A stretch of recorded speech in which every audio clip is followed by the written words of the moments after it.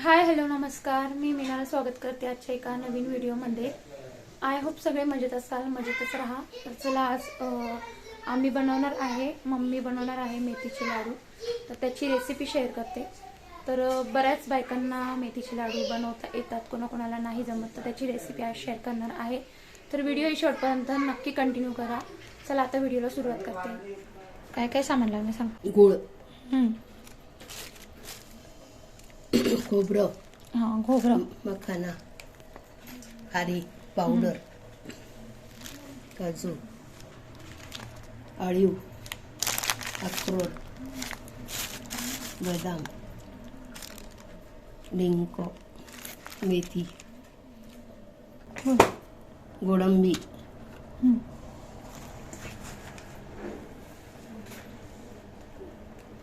आणि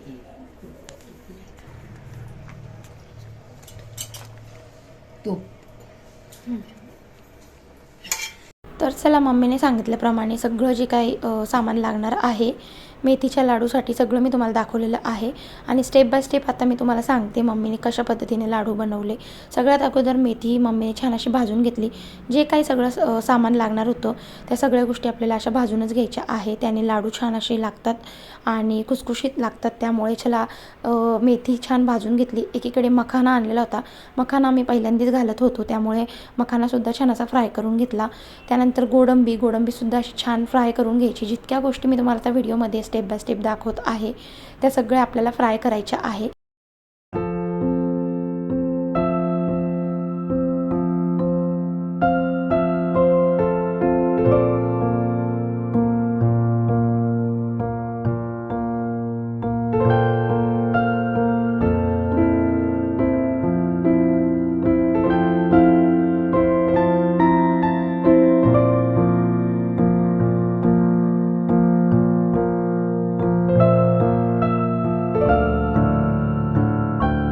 तर या सगळ्या गोष्टी मम्मीच्या फ्राय करून झालेल्या आहे. व्हिडिओमध्ये दाखवल्याप्रमाणे तुम्हाला तसंच करायचं आहे.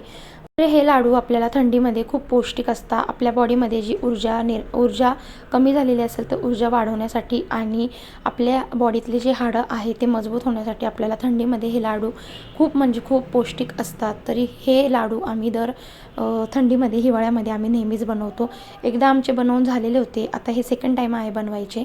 तर चला आता एकीकडे तूप छान गरम झालेलं होतं, एका साईडला डिंक फ्राय करायला घेतलेला आहे. तर डिंकसुद्धा छान असा फ्राय करून घ्यायचा आहे. डिंक छान फुगतो डिंक. तर छान असं एकीकडे फ्राय करून घेतो आता.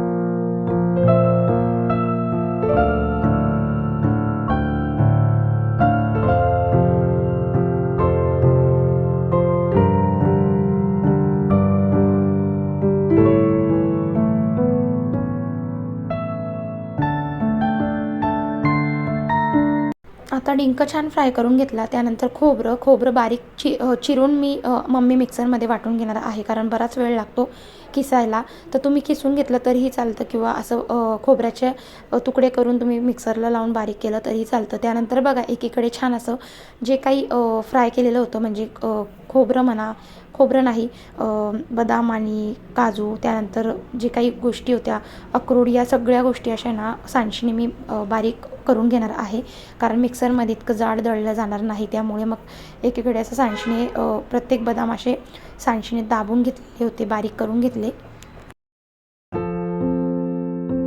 ते झाल्यानंतर एकीकडे मेथी जी आपण बारीक करून घेतलेली होती, तर मेथी बारीक करून झाल्यानंतर असं दुधामध्ये थोडा वेळ भिजत ठेवायची, जेणेकरून आपली जी मेथीचे लाडू जे कडू लागतात ना, तर याने कडूपणा कमी होतो. कारण मेथी आपल्या बॉडीसाठी खूप पौष्टिक असते, पण कोणाकोणाला कडू आवडत नाही. त्यामुळे मग असं थोडंसं भिजत घालायचं दुधामध्ये, म्हणजे ज्याने कडवटपणा पूर्ण निघून जातो. तर त्यानंतर बघा आता घेतले आहे इथे सगळ्या गोष्टी आता बारीक करायला घेतल्या मिक्सरला. इथे सगळ्या गोष्टी बारीक करून घेणार आहे. खोबरं, काजू बदाम, अक्रोड, त्यानंतर मेथी, त्यानंतर आळीव, सगळ्या गोष्टी आता इथे छान बारीक दळून घेणार आहोत.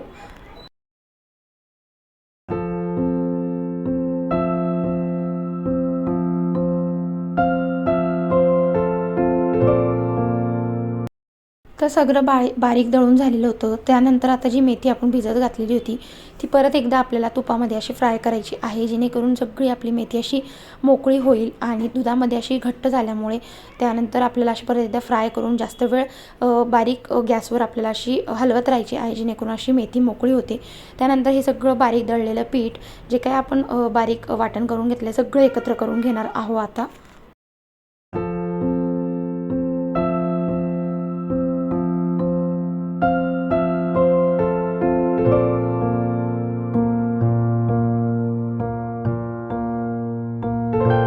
त्यानंतर अशा पद्धतीने आपल्याला मेथी मोकळी होईपर्यंत आपल्याला फ्राय करायची आहे.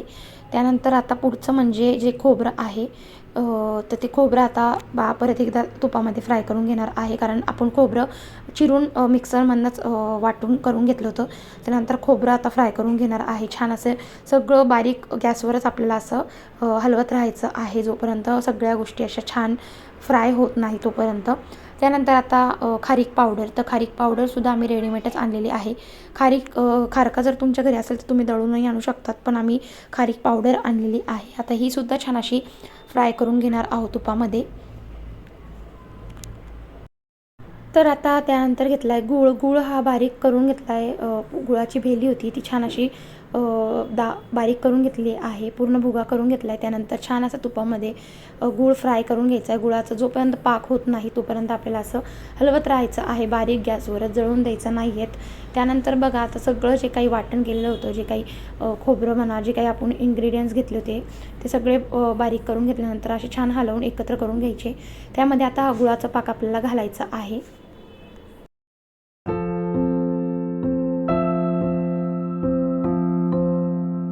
तर आता गुळाचा पाक हा गरम आहे, त्यामुळे आपण चमच्याने वगैरे काढून घ्यायचा आणि आता काढल्यानंतर सगळं एकत्र करून घ्यायचं. परत एकदा जास्त वेळ हलवून घ्यायचं जोपर्यंत सगळं मिश्रण एकत्र होत नाही तोपर्यंत.